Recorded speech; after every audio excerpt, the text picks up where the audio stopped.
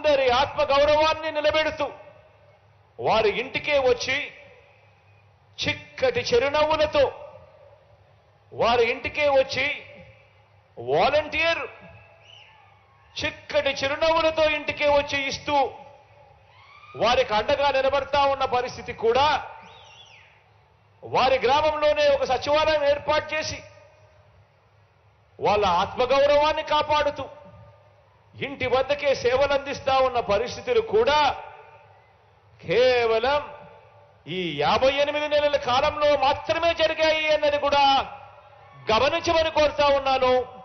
నా ప్రతి అక్క చెల్లెమ్మకు, నా అక్క చెల్లెమ్మల కుటుంబ సభ్యులకు అందరికీ కూడా సంక్షేమ పథకాలలో సింహభాగం నా అక్క చెల్లెమ్మల పేరు మీదే, వాళ్ళ పేరు మీదే బ్యాంక్ అకౌంట్ కూడా తెలిసి అందులో నేరుగా జమ చేస్తూ వారి చేతికే అందిస్తా ఉన్న ప్రభుత్వం కూడా ఇంతకు ముందు ఎప్పుడూ జరగని విధంగా జరిగిస్తా ఉన్నది కూడా కేవలం ఈ 58 నెలల కాలంలోనే అని చెప్తా ఉన్నాను. దీనికి ఉదాహరణ ప్రతి అక్క చెల్లెమ్మలో నేను కోరుతా ఉన్నాను. మీ బ్యాంకులకు మీరు వెళ్ళండి, వెళ్ళి బ్యాంకు మేనేజర్లతో మీరు అడగండి, మా బ్యాంక్ అకౌంట్కు సంబంధించి 10 సంవత్సరాలకు సంబంధించిన డేటా ఇవ్వండి అని. చంద్రబాబు నాయుడు గారు 5 సంవత్సరాలకు సంబంధించిన డేటా, మన ప్రభుత్వానికి సంబంధించిన ఈ 5 సంవత్సరాలకు సంబంధించిన డేటా కూడా అడగండి. ఈ 10 సంవత్సరాల డేటాను ఒక్కసారి చూసుకోమని కోరుతా ఉన్నా అక్క చెల్లెమ్మలను, ప్రతి అక్క చెల్లెమ్మను అడుగుతా ఉన్నా.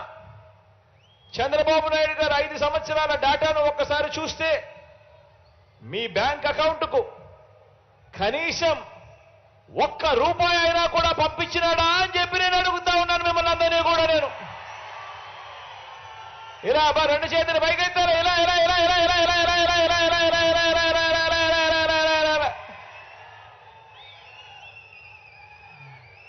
అదే మీ బిడ్డ ప్రభుత్వంలో, అదే మీ బిడ్డ ప్రభుత్వంలో ఈ 5 సంవత్సరాలకు సంబంధించిన బ్యాంక్ అకౌంట్ డీటెయిల్స్ మీరు గన చూస్తే ఎన్ని లక్షల రూపాయలు మీ బిడ్డ ప్రభుత్వంలో నేరుగా మీ చేతికే వచ్చింది అనేది కూడా కనిపిస్తాయి అని కూడా చెప్పడానికి గర్వపడతా ఉన్నాను. గతంలో ఎప్పుడూ జరగని విధంగా జరుగుతా ఉంది. గతంలో ఏ పథకం ఉందో ఎవరికి తెలీదు, ఎప్పుడు ఇస్తారో తెలీదు, అసలు ఇస్తారో లేదో కూడా తెలియని పరిస్థితి నుంచి ఏకంగా ఈరోజు మన గ్రామంలోనే ఒక సచివాలయ వ్యవస్థ, అందులో మన ఊరి పిల్లలే అక్కడే పనిచేస్తూ కనిపిస్తా ఉన్నారు చిక్కటి చిరునవ్వుతో. ప్రతి 50 ఇళ్లకు 60 ఇళ్లకు ఒక వాలంటీర్, ఆ చెల్లెమ్మ, ఆ తమ్ముడు, ఇరుగు పొరుగు మన ఇంటి వారే, వాళ్ళే మన ఇంటి దగ్గరికి వచ్చి చిక్కటి చిరునవ్వుతో, అది 1వ తారీఖున ఉదయాన ఆదివారమైనా సెలవు దినమైనా కూడా ఏమాత్రం లెక్క చేయకుండా చిక్కటి చిరునవ్వులతోనే ఇంటికొచ్చి ఇంట్లో మీ మనవడిగా, ఇంట్లో మీ మనవరాలిలా మీ కుటుంబ అవసరాలకన్నిటికీ కూడా తోడుగా ఉంటూ లంచాలు లేకుండా, వివక్ష లేకుండా ఈరోజు ప్రతి పథకము కూడా ప్రతి ఒక్క చెల్లెమ్మ కుటుంబానికి అందుతా ఉందనంటే అది కేవలం ఈ 58 నెలల కాలంలోనే మాత్రమే జరుగుతా ఉంది అన్నది ప్రతి అక్క చెల్లెమ్మ కుటుంబాన్ని కూడా గమనించమని చెప్పి కోరుతా ఉన్నా.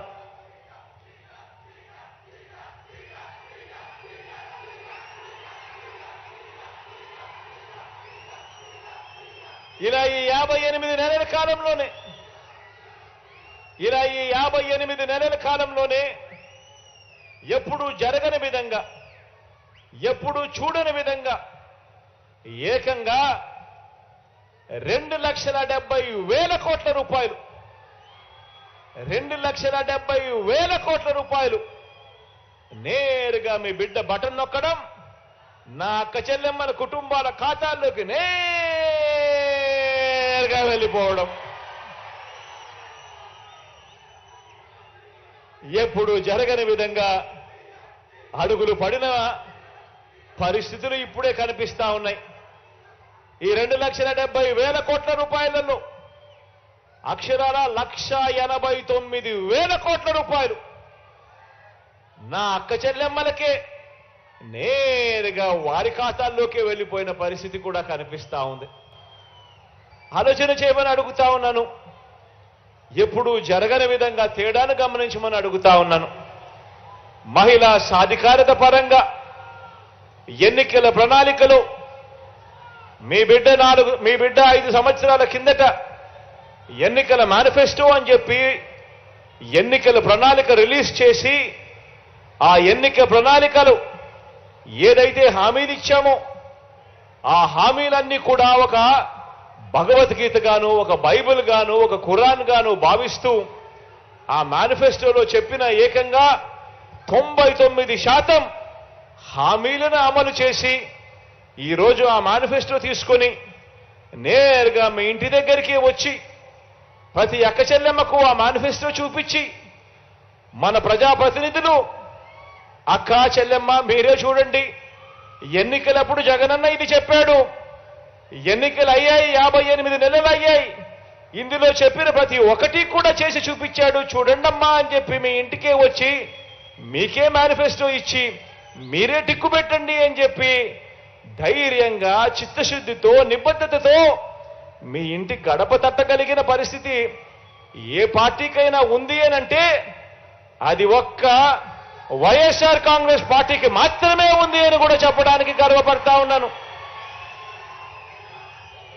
మేనిఫెస్టో అంటే చెత్తబుట్టలో వేసే, ఎన్నికలప్పుడు ప్రజలను మోసం చేయడం, ఎన్నికలప్పుడు రంగురంగుల హామీలు ఇవ్వడం, ఇచ్చిన తర్వాత దానిని చెత్తబుట్టలో వేయడం అనే సాంప్రదాయాన్ని మారుస్తూ ఎన్నికల ప్రణాళికనంటే ఒక బైబిల్ అని, ఒక భగవద్గీత అని, ఒక ఖురాన్ అని దానిని భావిస్తూ విశ్వసనీయత అన్న పదానికి అర్థం తీసుకురావడం ఎప్పుడు జరిగింది అనంటే అది కేవలం మీ బిడ్డ ముఖ్యమంత్రి అయిన తర్వాత మాత్రమే జరిగింది అని కూడా చెప్పడానికి గర్వపడతా ఉన్నాను మీ బిడ్డగా.